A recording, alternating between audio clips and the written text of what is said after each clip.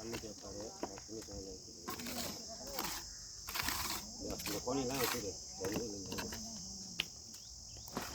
அது இதெல்லாம் எது போடு ஒரு வாரம்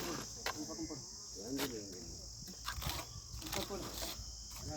கலவு இருக்குது எடுத்துக்கலாம்